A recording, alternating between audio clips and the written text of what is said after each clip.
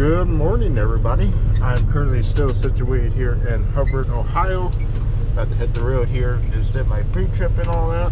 Everything was good, so let's go and hit the road.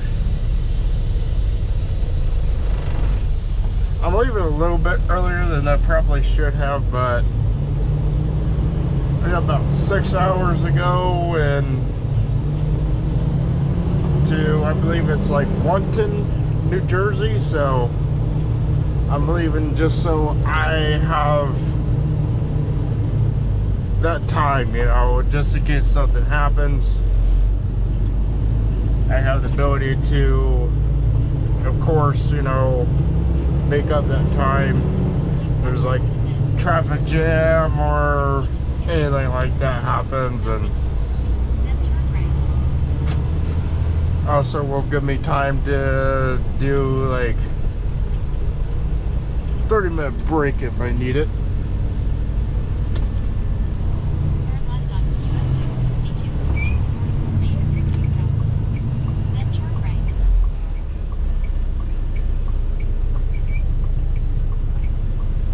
The GPS here is saying there's an accident ahead, but who knows if that's actually the case. It's not saying that it's delayed. I would know because I have to show you guys later on. It's same thing that US Express uses. I don't know how well you guys can see it, but there's this green bar right here, and there's a backup. It either turns red or yellow. That's how I know.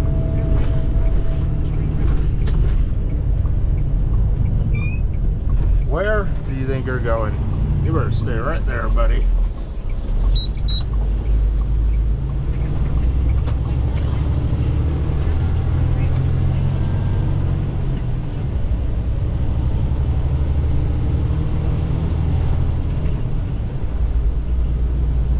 Here we get on 80 East here.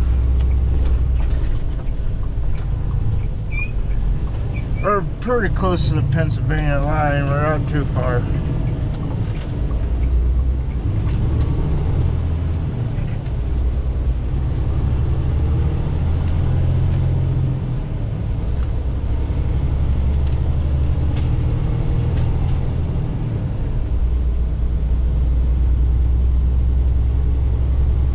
So some of you are wondering probably what I'm drinking here. It's Hawaiian Punch. After a little bit of consideration and everything like that here, I'm trying to find ways that I can save money when I'm out here, because it gets expensive, man. I really cannot wait until I can buy a fridge. The money is just not there right now, but it's on the to-do list, that's definitely for sure.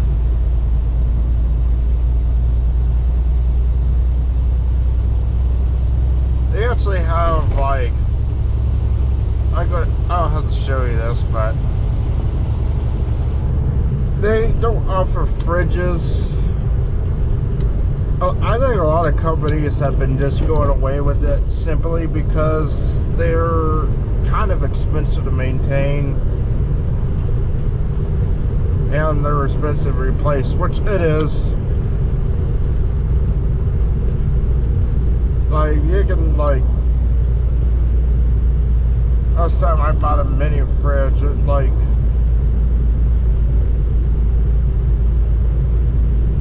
I think it was like 150 bucks plus, somewhere around there. They get expensive. If you own like 1,000 trucks like this company does, they just get expensive to maintain. And then I think it would depend on what track, but there was also reports of, for what I've heard, of drivers stealing them, so that's always the case too.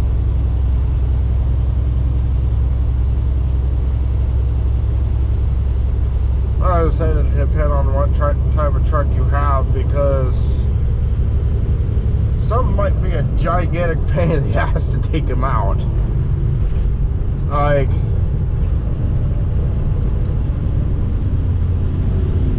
like a Freightliner, the fridge was like built inside the like shelving unit. So probably another reason why companies don't want them, because that's probably probably a pain in the ass to replace them, because like I said, you have to probably take the whole fucking shelf out.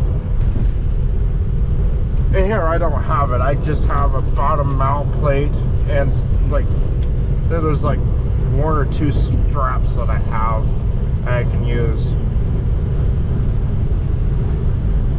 which I honestly prefer, because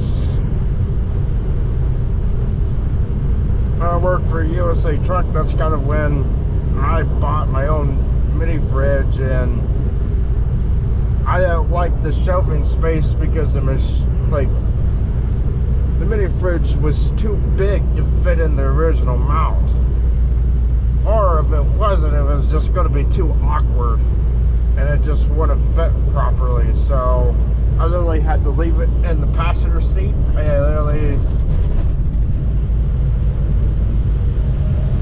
How I even kind of rigged this thing up here is I literally put the seatbelt around it, and for extra precaution I would also take a bungee cord, because I really needed to have one of these anyways, because the door would fucking open if I didn't. So yeah, that was kind of interesting. Needless to say, though, that did not last long, because this was actually kind of disgusting. It makes me want to throw up today. I hated doing this. So during my surgery, I was out for quite a few weeks, and unfortunately I still had some food left in the fridge. I believe I had some yogurt, had some cheese, some sandwich meat, and also had some hamburgers in there, because I used to have, actually I think I still do have it, honestly. I have like a stove burner, and so I would grab the skillet and I would make like hamburgers and stuff with that.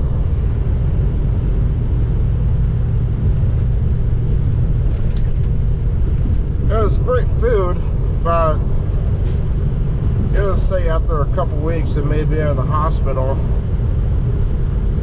truck's batteries died and went into like battery saving mode pretty much.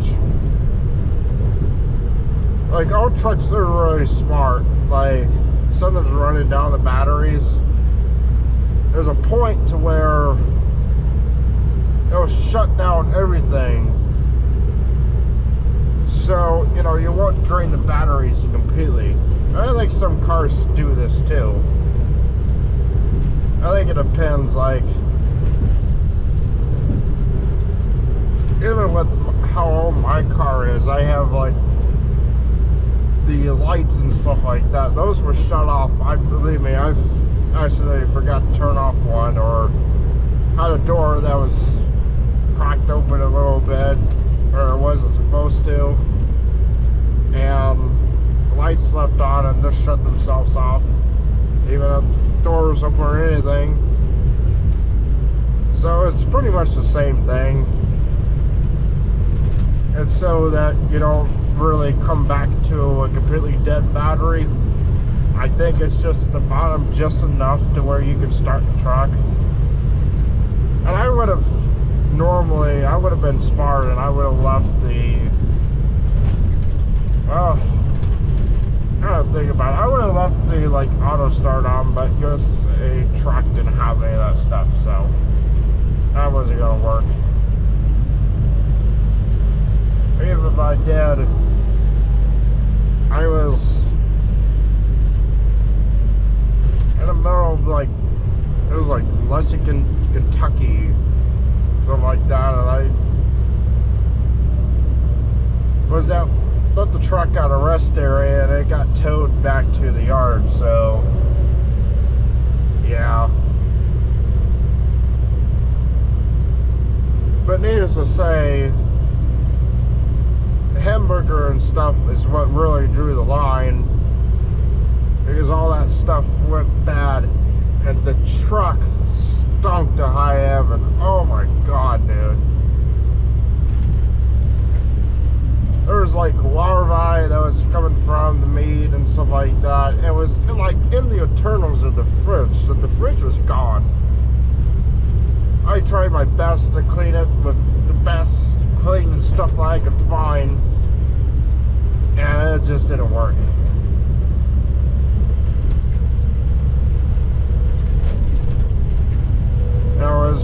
It was just gone. I ended up just throwing it in the dumpster. I can guarantee you nobody walked around that freaking dumpster, man, because oh my god, made me want to freaking throw up. I knew I was going to have issues with this. I was not looking forward to doing this day, but I sort of had to endure with it. So yeah, that was fun.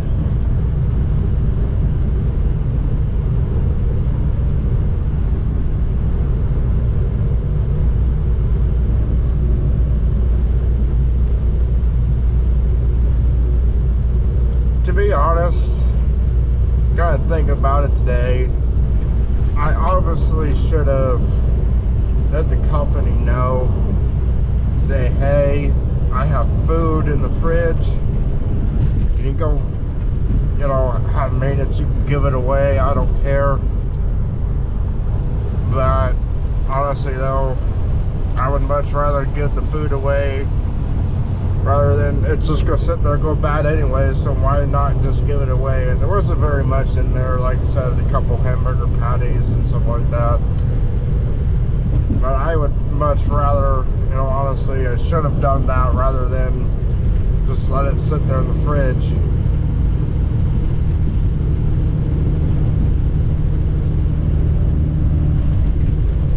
But it is what it is.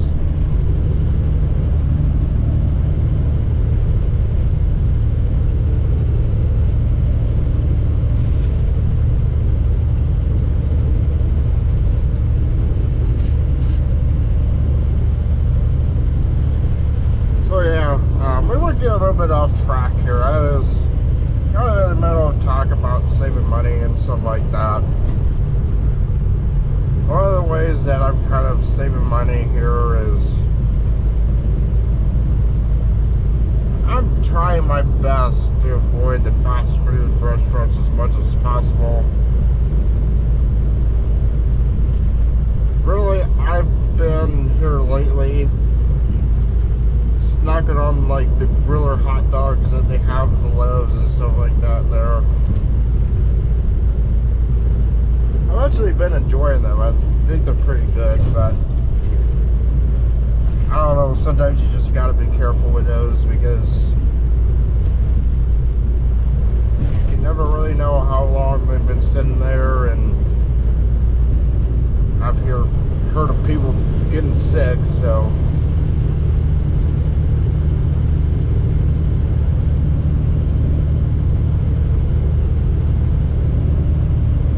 but one of the ways that I'm starting to save money here is when it comes to like buying drinks and stuff like that. As I said, I would much prefer, if I could, to go to Walmart for anything like this, really. It's going to be pretty easy and simple. I should probably do that. But I've been kind of waiting to get a fridge here. But currently right now, what I've been doing is the stuff that you can get in the freezer, like for pop, Gatorade, anything, even just juice, is expensive. It is really godly expensive. So what I have decided to go to is I've got fountain drinks instead, which are way cheaper. Fountain drinks are like I bought this, it was like $1.97 versus if I would have got like some pop in there or juice or anything. Those are like $3-4 each. They're expensive, dude. So I decided not to, just to change things up with that a little bit.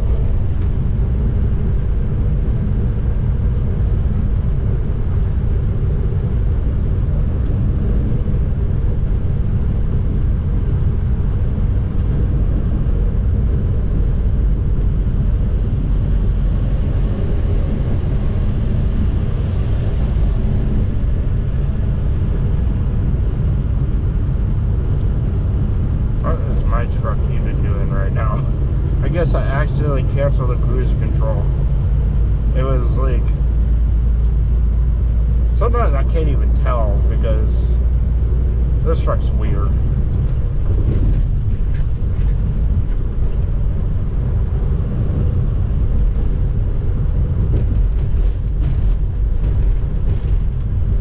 Like sometimes this cruise control, well, it'll be on cruise control, but it's not. Like it doesn't show that it is on the screen, but it is. So you never really know.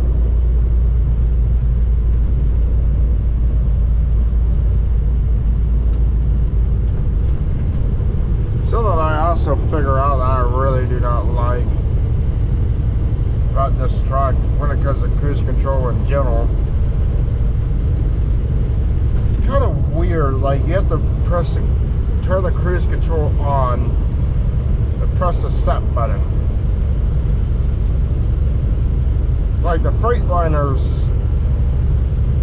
it really didn't matter what button you press. You had to turn it on, of course, press the cruise control button on, but you could press the reset or set button. It didn't really matter, and it would do the same thing. Here it doesn't. You have to press the set button to get the cruise control to turn on. God, I cannot speak today. Oh God. Anyways, so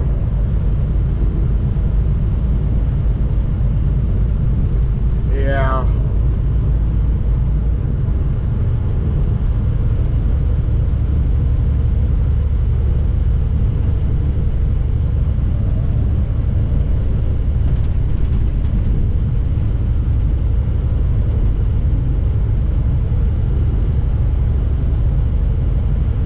Some of you might be a little curious on like how PTO works and stuff like that, and I want to go into a little bit more detail about that because I don't think I cover that just here enough as I should have.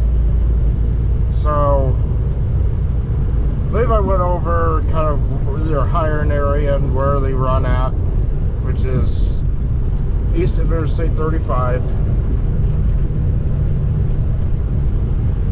They have about 1,000 trucks.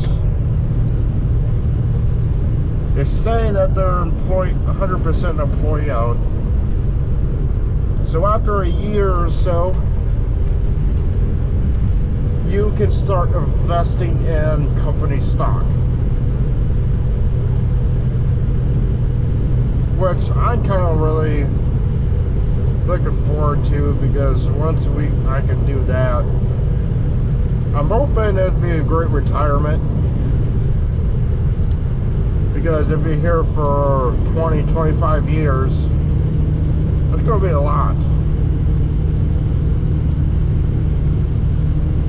But that's not saying that, you know, that realistically is going to happen, but I'm going to try my best to get the benefit of a doubt with this company, because really I'm enjoying it so far.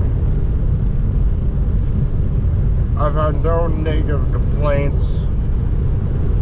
The only thing that's really different for me right now, so that I'm okay with, but it's just different. I have never driven a truck that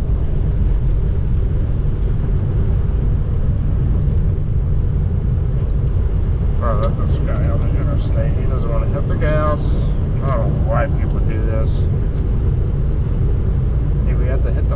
brakes so they can get on the interstate. Freaking drive me nuts, dude.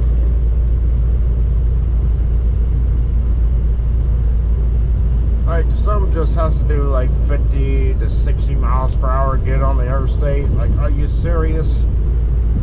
Like, especially your four-wheeler truck, I understand it, but if you're like regular four-wheeler, hit the gas and go. It's not that hard. Like, anyways, so as I was talking about when it comes to company-wise here, so because of the governed speed, PTO is governed to 66 miles per hour. I have personally never driven a truck that, you know, was governed any less than 68. Not really too much of a difference. It's 2 miles per hour less. It doesn't really matter. Well, that's one of the little bit of differences there.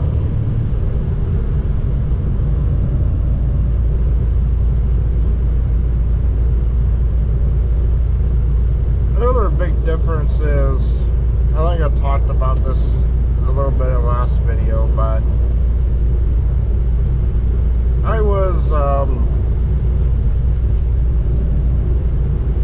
when it comes to like the terminals and stuff like that, I enjoy going down to the Indianapolis terminal instead of like for rotation stuff, instead of going 3 or 4 hours away for a job that may or may not even exist. Right, I've heard horror stories from that. They'll hire you for whatever reason they could come up with. But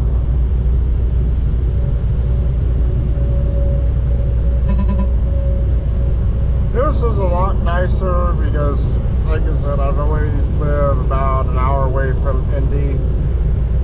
So to have to go down there was really nice. You know, I had to drive far. The hotel was nice too. Kind of how they did things at Indy there. You really need to make sure you call. If you want to ride down there, you need a ride from the van or whatever, make sure you call. They will come pick you up, but you have to tell them. The hotel there in Indy, which is currently out of time, that I went there was the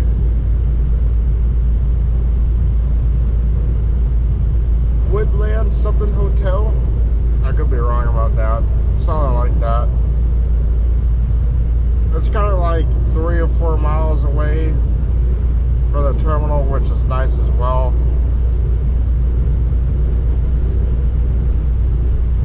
I've been to, you know, places where the hotel was 15 to 20 minutes away from the terminal. It's like, why? Why is this a thing? I don't know. So, what happens there is, let's say they'll feed you breakfast, lunch, and dinner, but you're kind of on your own for breakfast. The hotel doesn't serve breakfast, unfortunately. They have coffee. That's about it. So I highly recommend you make sure you bring yourself a decent amount of money so you can eat breakfast and stuff like that. But for lunch and dinner, they cover you for that one. It's amazing food. I believe they get it from, it's called Delicious Barbecue. I believe that's what it's called, for what I can remember anyways. And you have several options there, from pulled pork, like chicken, ribs. The ribs was not all that great. They were fine, but they're like rib tips or something like that, and there's barely any meat on them at all. But you have sides of like mac and cheese and mashed potatoes and stuff like that. I didn't really try the mashed potatoes. I went with the mac and cheese, and it was good, dude. The mac and cheese was one of the best that I ever had. mac and cheese, like, it doesn't look all that appetizing. Kind of looks kind of weird. Oh boy, is it good. I was almost considered to, you know, one of these days when I have time to go down there and see what else they have.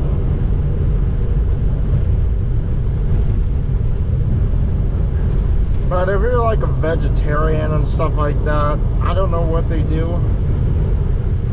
No one really asked, or they didn't ask either.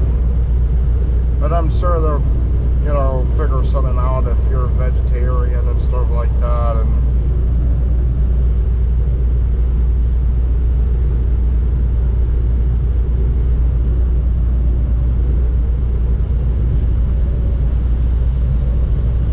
like I said, I'm sure they'll figure something out, but it's typically, I think, 2 days of orientation. The first day, you're doing, of course, tons of paperwork. A lot of it's by hand, unfortunately. I don't know why they have not went with doing everything electronically, but that's beyond me. I have no idea. But you're doing paperwork. You're going to do a road and skills. Well, it's a road and backing test, which is pretty simple. Here up in Indy, the orientation is really small. Like, it's a very small room. It's one of the smallest orientations that I went with. There was only 4 people when I went, including myself. But they've had, you know, only just 1 person for orientation before. The max they've had is 10, which is just really nice. You know, I absolutely hated going to orientation for these mega killers. They had 20 or 30 freaking drivers that they were hiring in that orientation. Things went really slow, and honestly though, I feel you don't get to interact with the orientation staff very well. Like, they're so busy that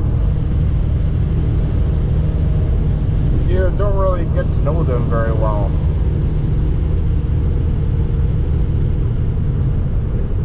You know, we may drive trucks, but at the end of the day, we need some socialism here. We are social creatures, so at least for some of us anyways. So there was a lady down there, her name is Jen, I believe. She has she's part of the 1 million mile club, stuff like that there, and pretty nice lady. There's also another gentleman that steps in if anybody needs help. He's a field safety trainer. I believe his name is James. Pretty awesome guy too.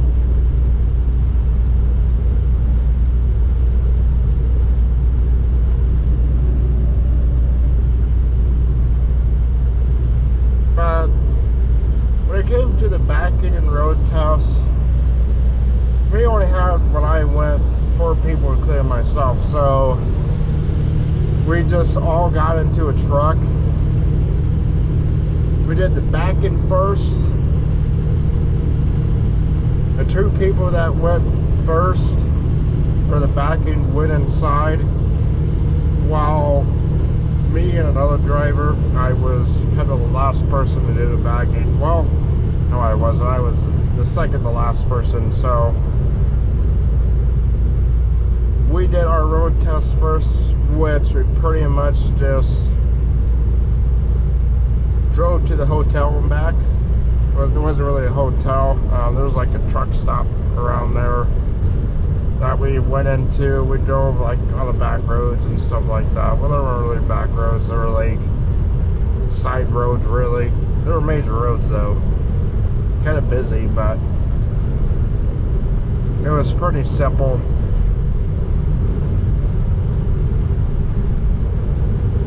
And then after we drove, we went inside and the other two, well, then we had lunch and the other two went.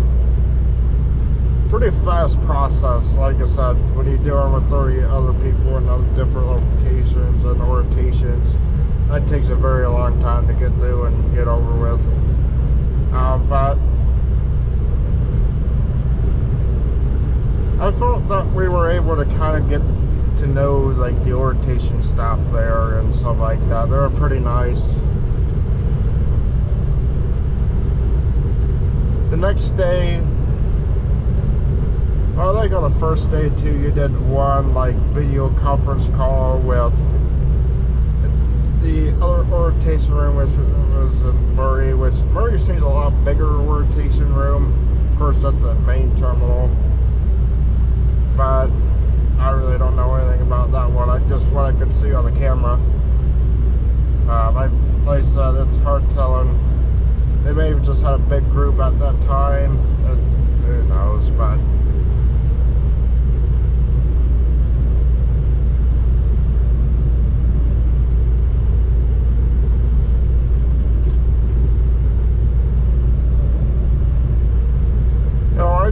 I felt that,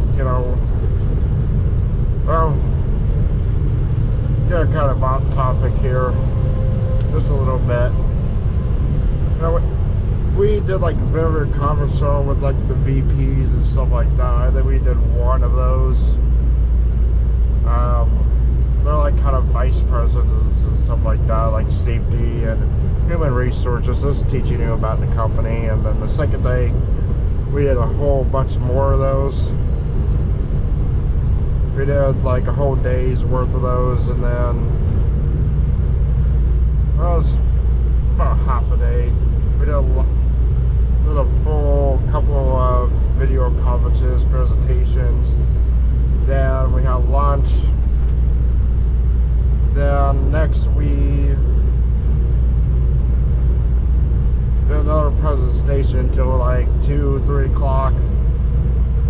Those guys are with me. They got their trucks, my drug screen, they came back. Yeah, they usually try to get you into a drug screen before you go into orientation, so you get that taken care of. But I got approved for like Friday at the last minute, so it wasn't going to be possible.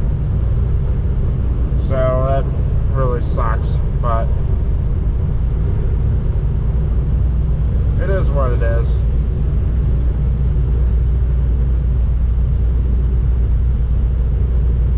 But yeah, that was pretty much what it tells for orientation there.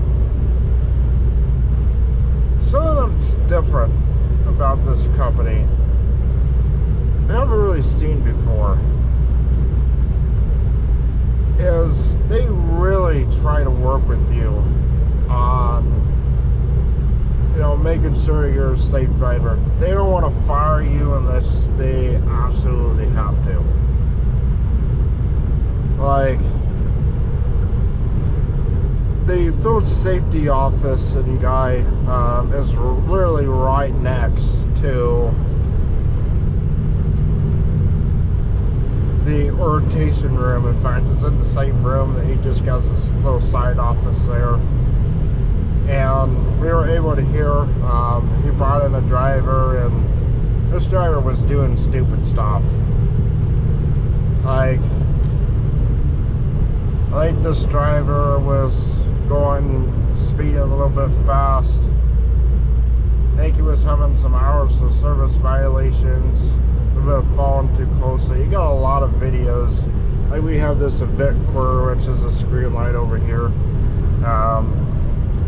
It kind of watches us and stuff like that, and I've always had them, so it's not a big deal to me.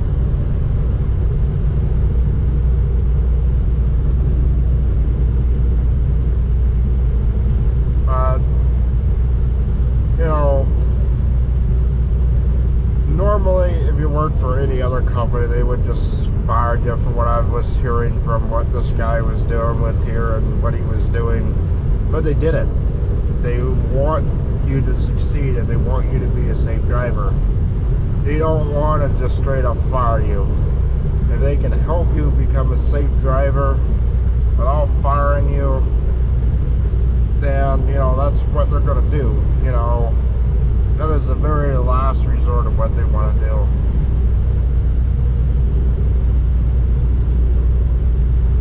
Oh.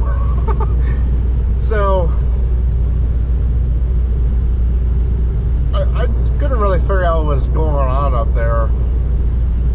There's a reefer that has like a chrome doors on his trailer. There was a headlights that were shining on the trailer, and I thought that was like a fire or something like that. Like, what in the fuck is that? Then I quickly realized it's just headlights. So that's good to know. Ain't the first time that I've seen just stuff on fire around here just driving down the road.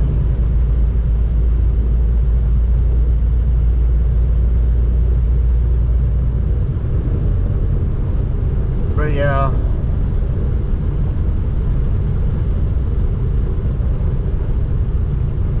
you know, as I said, you know,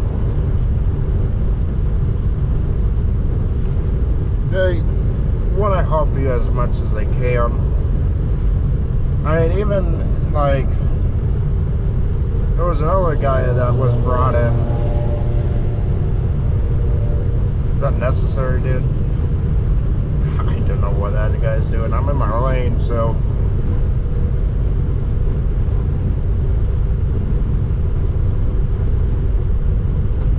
These freaking hills are killing me, dude.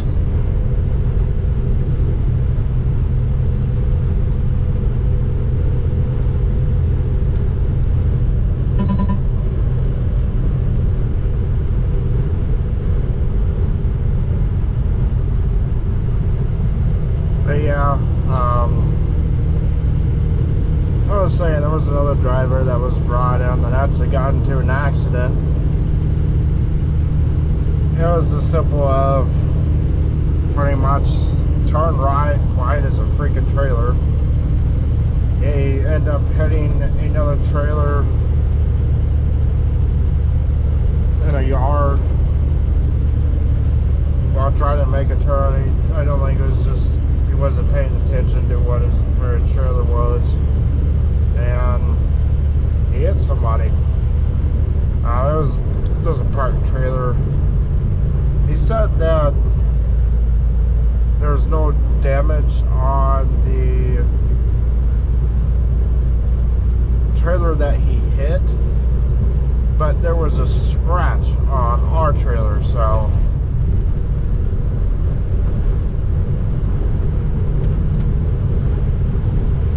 I don't know what happened with that, but they didn't fire him. No, that just goes for example. They do not want to fire you if they don't have to. They want to help you and want you to succeed out here and be safe. So, but yeah, that's just a little bit of information about the company here at PTL. If you have any more questions, please do not hesitate to ask me in the comments. I will gladly answer them. But I'm pretty sure I covered just the basics here about the company. Like I said, any more questions, just let me know.